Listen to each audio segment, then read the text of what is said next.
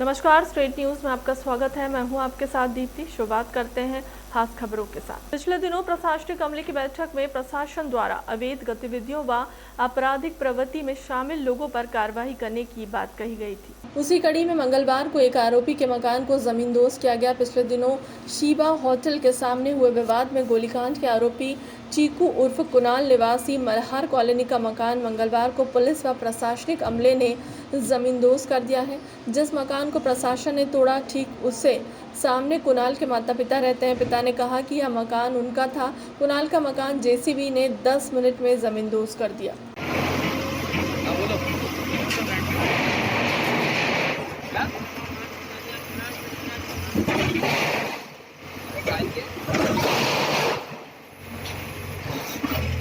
विकास नगर रहता है। इस मकान से कोई संबंध नहीं है। उसके गुंडागिर्दी की माफक में मकान नहीं बना है। ये मेरी मेहनत करके सिक्योरिटी चौकीदारी की नौकरी करके मकान बनाया था।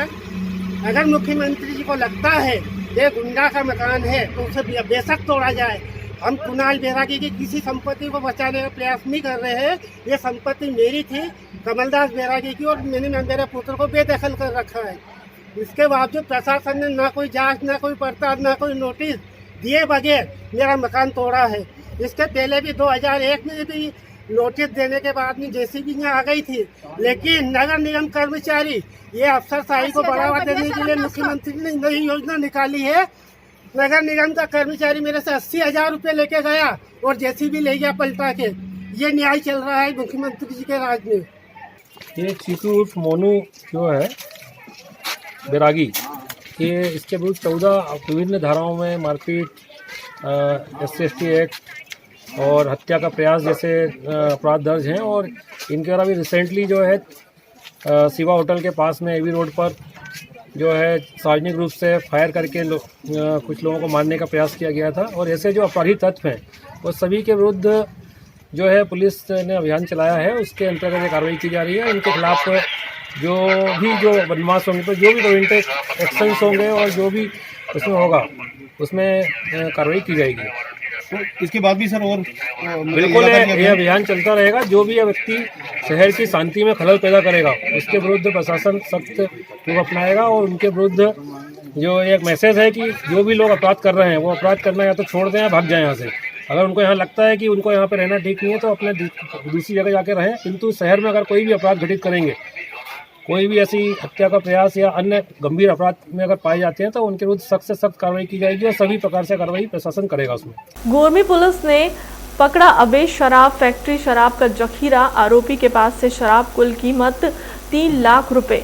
भिंड SP शैलेंद्र सिंह चौहान को जिले में अवैध शराब निर्माण और बिक्री की शिकायतें प्राप्त हो रही हैं। पुलिस अधीक्षक द्वारा गंभीरता से लेते हुए जिले के समस्त अनुविभागीय अधिकारी, पुलिस व थाना प्रभारियों को बार बार निर्देशित किया गया है कि जिले में अवैध शराब निर्माण व बिक्री करने पर प्रभावी कार्रवाई की जाए।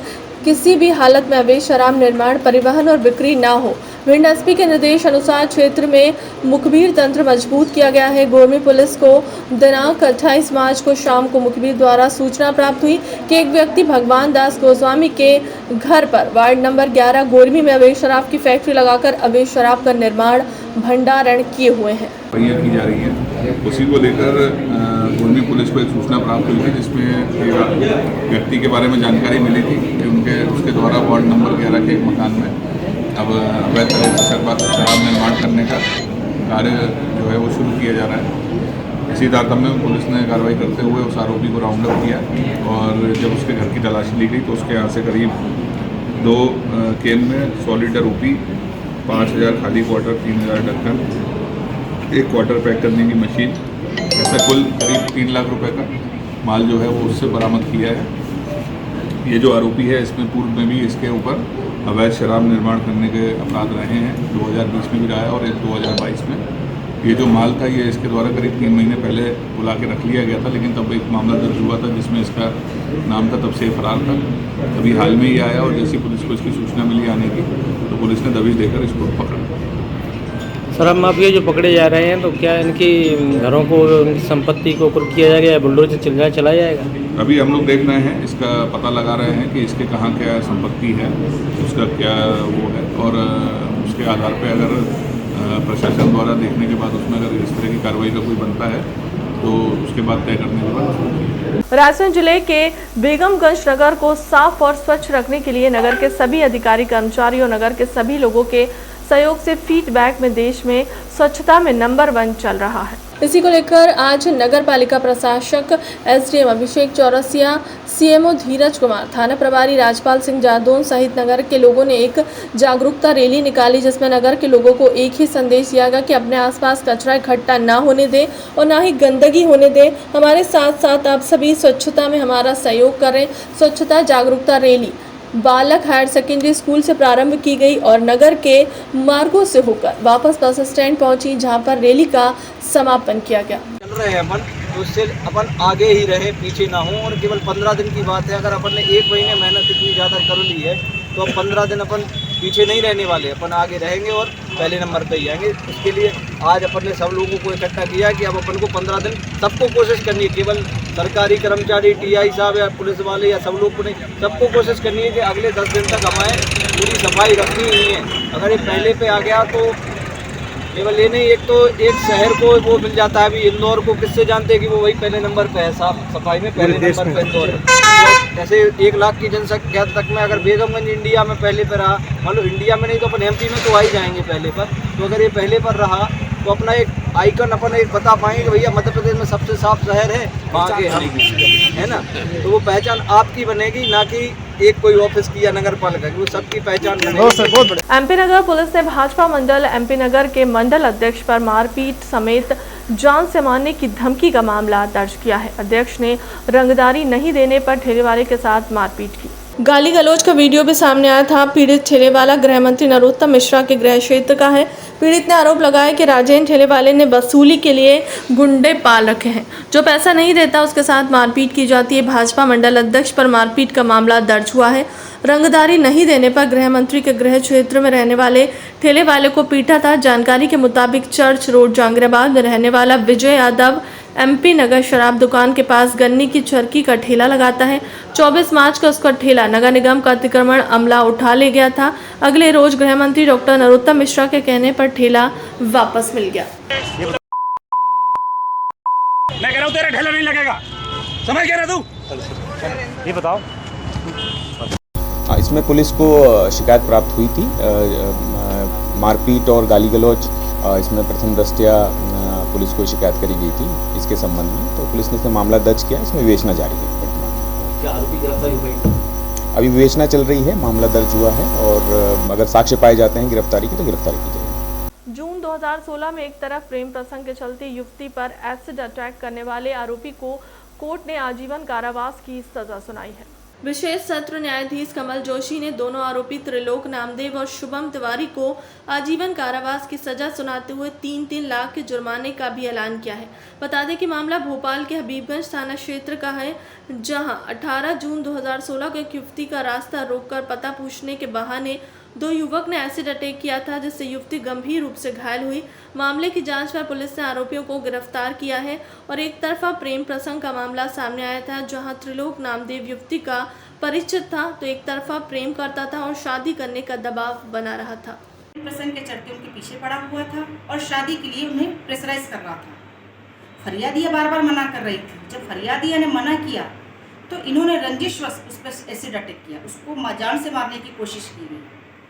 इसी को ध्यान में रखते हुए विवेचना की गई, साक्ष्य प्रस्तुत किए गए माननीय न्यायालय के समक्ष।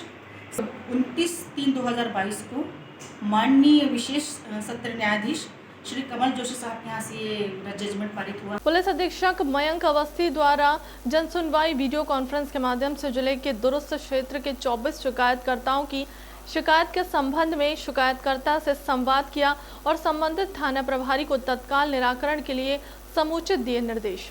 पुलिस अधीक्षक सीहोर मयंक अवस्थी द्वारा जिला मुख्यालय सीहोर से वीडियो कॉन्फ्रेंसिंग के माध्यम से जिले के दुरुस्त थाना क्षेत्र के कुल 24 शिकायतकर्ताओं की शिकायत पर संबंधित शिकायतकर्ता थाना प्रभारी और एसडीओपी के साथ चर्चा कर शिकायतकर्ता की शिकायत का समुचित निराकरण कराएगा। गौरतलब है कि शिकायतकर्ता रहटी निवासी की शिकायत के संबंध में संबंधित थाना प्रभारी को शीघ्र निराकरण और घटनास्थल जाकर अनावेदक गड़ों के विरुद्ध विधि समेत कार्रवाई करने के निर्देश दिए।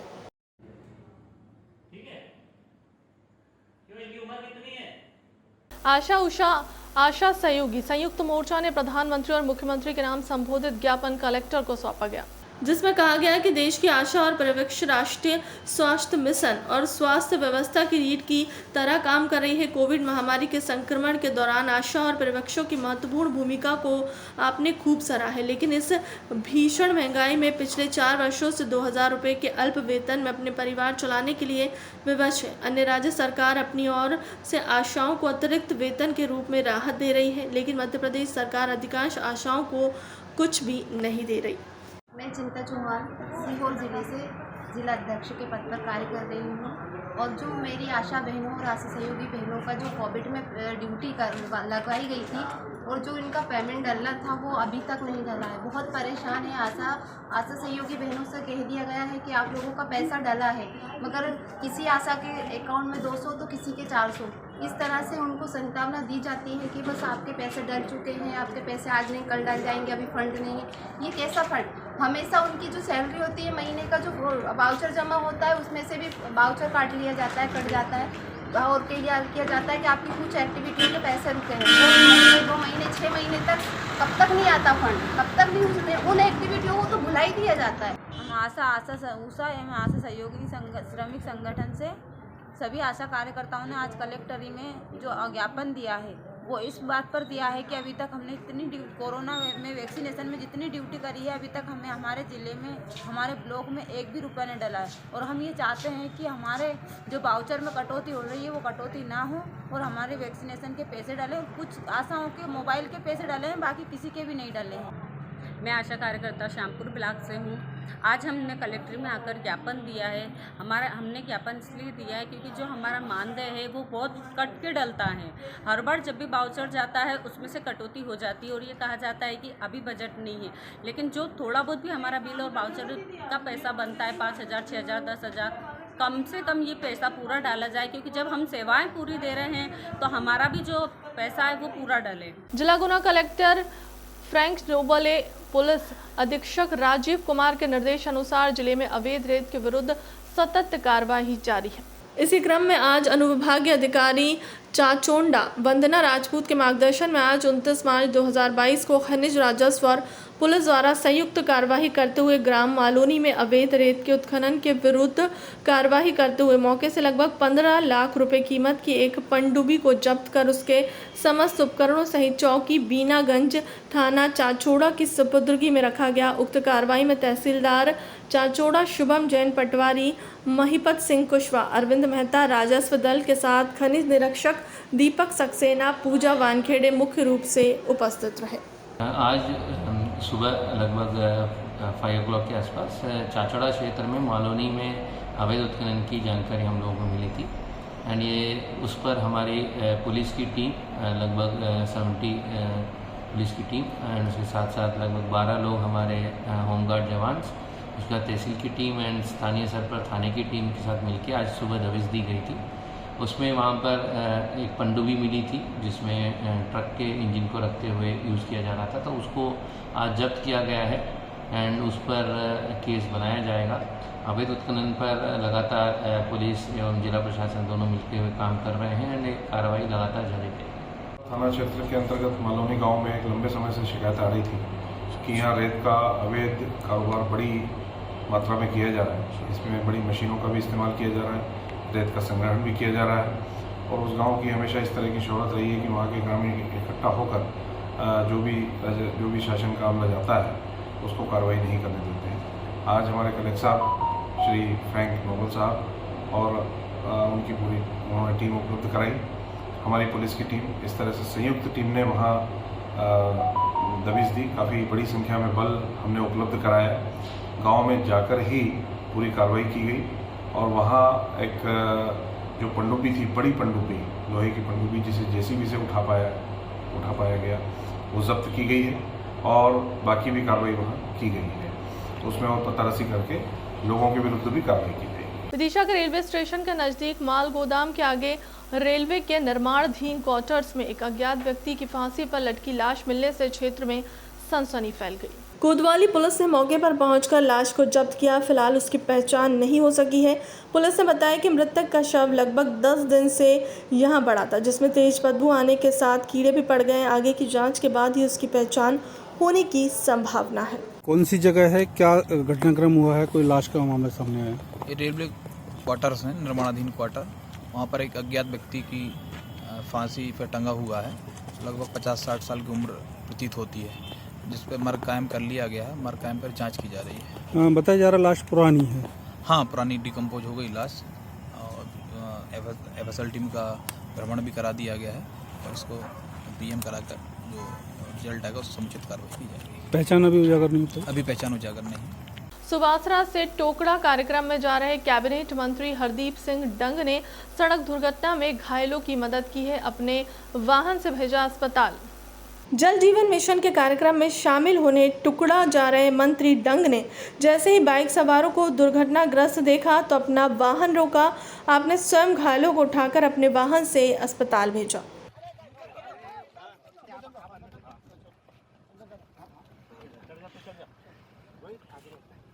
आज एक प्रेस वार्ता में कांग्रेस विधायक जीतू पटवानी ने शिवराज सरकार को व्यापम को लेकर सरकार को घेरा। कहा कि मध्य प्रदेश की स्थिति सभी तरह से दयनीय है। सीएम शिवराज वैचारिक रूप से वृद्ध हो गए हैं। कोई नया आइडिया उनके पास नहीं है, कोई नया सॉल्यूशन, सुझाव और समाधान नहीं है। अब उनके पास कुछ नया नहीं बचा है, सिर्फ पुरानी योजनाओं का नाम बदला जा रहा है। सीएम शिवराज के सलाहकार भी थक चुके हैं। उनके सलाहकार भी वैचारिक रूप से बूढ़े हो गए हैं। सीएम ने किसानों की आय बढ़ाने की बात कही थी, लेकिन किसानों की आय घट गई है। वहीं केंद्र सरकार में नए आंकड़े जारी किए गए हैं, जिसमें मध्य प्रदेश के किसानों की आय घटी है। मध्य प्रदेश की आज की वस्तु स्थिति, वो चाहे आर्थिक क्षेत्र में हो, चाहे सामाजिक क्षेत्र में हो, चाहे शैक्षणिक क्षेत्र में हो, चाहे प्रशासन की दृष्टि से हम देखें, चाहे राजनीतिक स्वरूप को समझें और मध्य प्रदेश के हालात को बयां करें तो दयनीय है, विचारणीय है, चिंतनीय है। वैचारिक रूप से ऐसा क्यों है? कांग्रेस पार्टी का मानना है कि वैचारिक रूप से मध्य प्रदेश के मुख्यमंत्री जो पिछले लगभग 20 साल से बैठे हुए हैं, भारतीय जनता पार्टी की सरकार है और 17 साल से वो मुख्यमंत्री बन के बैठे हैं, वैचारिक रूप से वृद्ध हो गए हैं, बूढ़े हो गए हैं। सोच, विचार और सरोकार की दृष्टि से वो बूढ़े हो गए हैं। कोई नया आइडिया नहीं है, कोई नया सॉल्यूशन नहीं है और न कोई नया सुझाव है, न समाधान है। ये कोई घृणा, नफरत या वैचारिक रूप से हम उनके विरोधी है इसलिए नहीं कह रहे। कोई भी व्यक्ति कितने दिन तक अपने आइडिया को इम्प्लीमेंट कर सकता है? उसके विचार, उसकी सोच, उसके काम करने का तरीका जो होता है सब उन्होंने मध्य प्रदेश को दिया। अब नया कुछ नहीं है। ये उनके चिंतन शिविर के परिणाम से प्रदेश को पता चला, आपको पता चला, हमको पता चला। पुरानी योजनाओं का नाम बदलना, बार बार झूठे वादे करना, जो नया न हो सके तो पुराने लक्ष्यों को और नया करके बताना, ये शिवराज की काम करने की शैली बन गई है। आप देखो, शिवराज जी के सलाहकार भी अब थक चुके हैं। जो उनके सलाहकार हैं, वो चाहे ब्यूरोक्रेसी के हो, चाहे वो पॉलिटिकल हो, अब वो भी थक गए हैं। 17 साल से उन्हीं लोगों के इर्द गिर्द शिवराज जी का काम करने का तरीका बना है। आप वस्तु स्थिति देखोगे, 1 से लेकर Z तक उनके लोगों का, सलाहकारों का आकलन करोगे, वो भी बूढ़े हो गए हैं वैचारिक रूप से। मैं घृणा से, नफरत से ये बात नहीं कह रहा हूं, मैं सकारात्मकता से प्रदेश के हित में ये बात कह रहा हूं। देवास के बैंक नॉट प्रेस कंपनी परिसर में कल एक जंगली जानवर देखे जाने के बाद हड़कंप मच गया था। आशंका जताई जा रही है कि वह तेंदुआ है। सूचना मिलने पर वन विभाग की टीम मौके पर पहुंची और वहां पिंजरा लगाकर निगरानी के लिए कैमरा और वन कर्मचारियों को तैनात कर दिया गया। आज जब तेंदुआ पिंजरे के पास बकरी का शिकार करने पहुंचा तो वहां उससे कैद हो गया। जिसके बाद सबने राहत की सांस ली। आने के लिए तो उसके पास बहुत सारे साधन हैं। तेंदुआ का यूजुअली नाइट में मूवमेंट करता है और अपना एरिया डिमार्केट करने का प्रयास करता है। यहाँ पर लोधी नदी के आसपास भी काफ़ी देखा गया है और चूँकि नदी नालों के माध्यम से पानी की तलाश में वन्य प्राणी गर्मी के सीज़नों में आ जाते हैं। और जो बीएनपी का ये कैंपस है, इसमें वाटर जो इनका ट्रीटमेंट प्लांट है उसके बगल में बहुत अच्छा इनका घना जंगल है और उसमें काफ़ी पेड़ पौधे हैं। वहाँ 2 तालाब भी हैं, जंगली सुअर भी देखे गए हैं। तो इस प्रकार से उसके पास पानी और भोजन दोनों की माकूल व्यवस्था होने के कारण वो इधर पहुँच गया होगा। जहाँ तक रेस्क्यू का सवाल है, कल जैसी सूचना मिली थी तो देवास वन मंडल अधिकारी वन संरक्षक महोदय श्री PN मिश्रा साहब के मार्गदर्शन में देवास रेंजर साहब DS चौहान साहब और उनकी टीम, रेस्क्यू टीम ने कल दिन भर इसकी सर्चिंग करी और 2-3 जगह इनको पंजों के कुछ निशान प्राप्त हुए, जिसको देखकर ये तय किया गया कि इसमें कुछ कैमरा ट्रैप्स और पिंजरा लगाने की कार्रवाई की जा सकती है। जो BNP का स्टाफ था या यहाँ पर जो सिक्योरिटी के लोग हैं उनके द्वारा भी सूचना दी गई कि सर हो सकता है वो तेंदुआ ही हो। बहुत अच्छी तरह से हम देख नहीं पाए, लेकिन तेंदुए की संभावना सभी के द्वारा व्यक्त की गई। अतः उसको प्रिकॉशनरी तौर पे पिंजरा लगाया गया और कैमरा ट्रैप भी लगाए गए। और रात में संभवतः सुबह टाइम किसी समय वो पिंजरे में तेंदुआ आ गया। हमारा रेस्क्यू दल यहीं पर मौजूद था। सवेरे उन्होंने जाकर के उसको देखा और उसके बाद तुरंत ही उस पिंजरे को ढक दिया गया ताकि शेड कर देने पर वो गुर्राहट नहीं करता है। चूँकि तेंदुआ वयस्क है और उसके काफ़ी ताकतवर होता है, इसलिए उसको पूरी तरह से ढक दिया गया है। इस कार्य में हमारे देवास वनमंडल की रेस्क्यू टीम के कर्मचारियों को DFO साहब ने प्रोत्साहित किया है और उनको प्रशंसा पत्र देने का भी घोषणा की है। सुबह हमारे वन संरक्षक महोदय एवं देवास जिला प्रशासन के ADM साहब श्री कवचे साहब और प्रकाश सिंह चौहान साहब वो भी इस स्थल पर आए थे। उन्होंने भी इसका मुआयना किया है और इसको तत्काल ही वन संरक्षक महोदय ने इसको ख्यूनी अभ्यारण्य में छोड़ने के निर्देश दिए हैं और अब इस तेंदुए को ख्यूनी अभ्यारण्य में छोड़ने की कार्रवाई प्रगति पर। सर आपका नाम और पता? मेरा नाम संतोष कुमार शुक्ला, SDO फॉरेस्ट। मंगलवार को मेहर में आयोजित कांग्रेस की सभा में छलका पूर्व विधानसभा नेता प्रतिपक्ष अजय सिंह का दर्द प्रदेश में अहम जिम्मेदारी न मिलने के कारण छलका। ये दर्द भारी सभा में मेहर के नरेश सराफ को संबोधित करते हुए कहा कि आपका अध्यक्ष के पास ज़्यादा जोर है, उनसे कह दें कि आपकी तरह हमें भी दायित्व दे दें तो हम भी दौड़ देंगे, नहीं तो टूटर दौड़ते रहेंगे। अजय सिंह के इस बयान की सियासी गलियारों में चर्चा तेज है। देखिए, कांग्रेस पार्टी आज़ादी के पहले से क्षेत्रीय मुद्दे, ज्वलन समस्याओं को लेकर हरदम आंदोलन करती आई है। उसी आंदोलन के स्वरूप अंग्रेज हिंदुस्तान आज़ाद हुआ, छोड़ के गए। जब जब कठिनाई आएगी, जिस अंचल में जिस वजह से कांग्रेस पार्टी के लोग हरदम आवाज़ उठाएंगे। देखिए, मैं दूसरे प्रांतों के बारे में टिप्पणी नहीं कर सकता हूँ क्योंकि मेरा अनुभव नहीं है, लेकिन यदि बड़ी पिक्चर देखो आप तो वोट शेयर के हिसाब से कांग्रेस पार्टी बराबर की स्थिति में, बल्कि बीजेपी परसेंटेज ऑफ वोट सब प्रांतों को मिला के जहाँ चुनाव होगा उसमें कमी आएगी। जहाँ तक मध्य प्रदेश का सवाल है, यहाँ पर विपरीत परिस्थिति है और कांग्रेस अच्छी स्थिति है। जिला गुना शहर के पुराने बस स्टैंड के आगे सुलभ शौचालय को नगर पालिका अधिकारी तेज सिंह यादव, गुना तहसीलदार सिद्धार्थ भूषण शर्मा, गुना थाना प्रभारी मोहन मालवीय की मौजूदगी में भारी पुलिस बल प्रशासनिक अधिकारियों की मौजूदगी में किया जमींदोज। सुलभ शौचालय में लगी हुई है दुकानों में भी प्रशासन ने दिया हटाने का अल्टीमेटम।